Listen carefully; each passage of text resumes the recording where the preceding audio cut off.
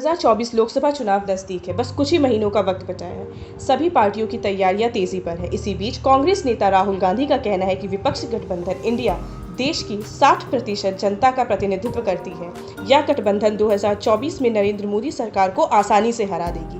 वहीं बिहार के मुख्यमंत्री और जेडीयू नेता नीतीश कुमार का कहना है कि हम लोग बस अभी से लोकसभा चुनाव की तैयारियां शुरू कर देंगे और जगह जगह जाकर प्रचार चालू कर देंगे। पर आप नेता अरविंद केजरीवाल ने तो इंडिया गठबंधन को देश की 140 करोड़ जनता की गठबंधन बता दिया।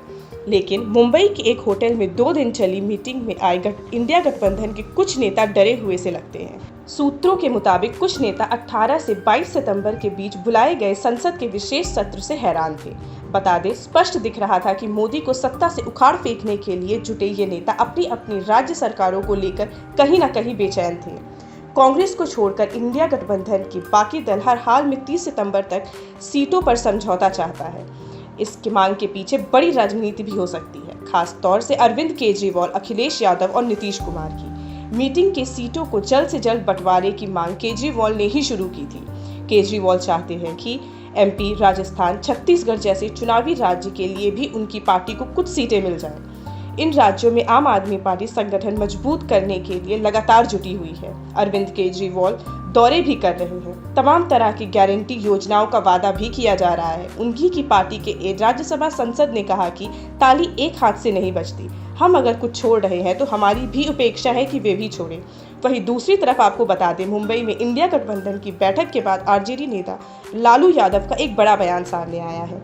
उन्होंने कहा है कि सीटों में बंटवारे में हम अपना कुछ नुकसान करने को तैयार हैं, पर हमारा लक्ष्य मोदी को हटाना है। बैठक में शामिल समाजवादी पार्टी के एक नेता ने कहा, इतनी ही बड़ा दिल कांग्रेस को भी रखना चाहिए। हम एमपी के कुछ जगहों पर चुनाव जीत रहे हैं। यूपी के सटे इलाकों में समाजवादी पार्टी का वोट है, तो समझौते पर विधानसभा चुनाव में कांग्रेस को भी हमें एडजस्ट करना चाहिए।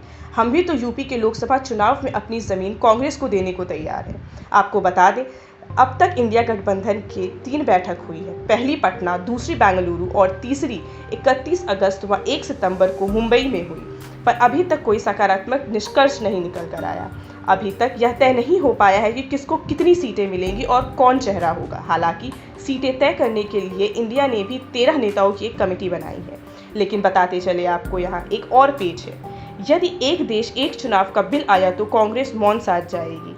ऐसे में बाकी दल कांग्रेस के ऐसा ही प्रेम भाव रखेंगे। बड़ा सवाल है, क्योंकि पंजाब में आम आदमी पार्टी ने पिछले साल ही सरकार बनाई है और ये उनके लिए बहुत मुश्किल होगा सहमत होना। दरअसल एक देश एक चुनाव का लाभ सिर्फ कांग्रेस और भाजपा को होगा, इसीलिए कांग्रेस के अतिरिक्त अन्य विपक्षी दलों में अधिक घबराहट होगी, खासकर जहां उनकी सरकारें हैं। कांग्रेस सबसे पुरानी और देशव्यापी पार्टी है और इसमें कोई संदेह नहीं कि एक देश एक चुनाव का फायदा राष्ट्र पार्टी को होगा। अब ये देखना दिलचस्प होगा कि सीटों का बंटवारा कैसे होता है और विशेष सत्र में क्या निकल कर आता है। बीजेपी की नजर भी सीट शेयरिंग पर होगी, क्योंकि बीजेपी नहीं चाहती कि बात बने। अब क्या होगा कुछ दिनों में पता चल ही जाएगा। ऐसे ही देश दुनिया के तमाम खबरों और जानकारी के लिए बने रहिए हमारे चैनल नेशनल न्यूज नाउ के साथ।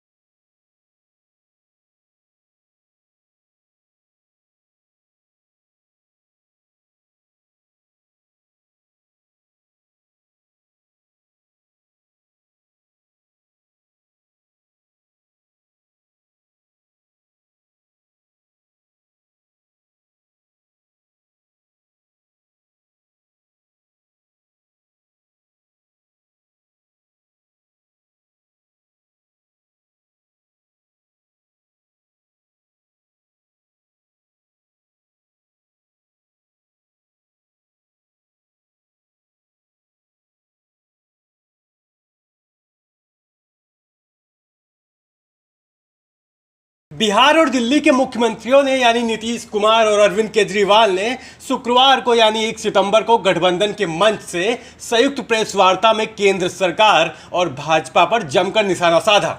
नीतीश कुमार ने मोदी सरकार पर निशाना साधते हुए कहा कि जितनी पार्टियां साथ मिलकर लड़ रही हैं, जान लीजिए कि जो केंद्र में है वो हारेंगे, वो जाएंगे। हम जगह जगह जाकर प्रचार करेंगे, सभी कमेटियां बन गई हैं। आगे नीतीश कुमार ने कहा, उनकी ही बात छपता है, काम कम करते हैं, छपता ज़्यादा है। एक बार उनसे मुक्ति मिलेगी तो आप आज़ाद होइएगा। उन्होंने मीडिया का जिक्र कर कहा कि ये लोकतंत्र के लिए ज़रूरी है। वहीं अरविंद केजरीवाल ने कहा कि ये अपने आप को भगवान से बड़ा समझने लगे हैं, इनका पतन निश्चित है। दोनों मुख्यमंत्रियों ने क्या कुछ कहा, आप भी देखिए। आप समझ लीजिए कि जितनी पार्टियां एकजुट होकर के काम कर रही हैं, तो आप अच्छी तरह जान लीजिए कि अब इसी का नतीजा होगा कि अभी जो केंद्र में हैं, अब वो हारेंगे, अब वो जाएंगे, ये पक्का जान लीजिए। और अभी आपको बताया गया कि कैसे मीडिया पर ही कब्जा कर लिया है। कोई भी दूसरे की बात कम छपता है और ज्यादातर उन्हीं की बात छपते रहती है। कितना काम पहले हुआ है, अलग अलग राज्यों ने कितना काम किया है, दूसरे पार्टियों ने, उसका कम छपता है। ये कम करते हैं और ज्यादा छपता रहता है। तभी तो आप लोगों पर कब्जा न है जी, तब तो उपाय है। और जब एक बार उनसे मुक्ति मिलेगी तो आप सब प्रेस वाले आजाद होइएगा और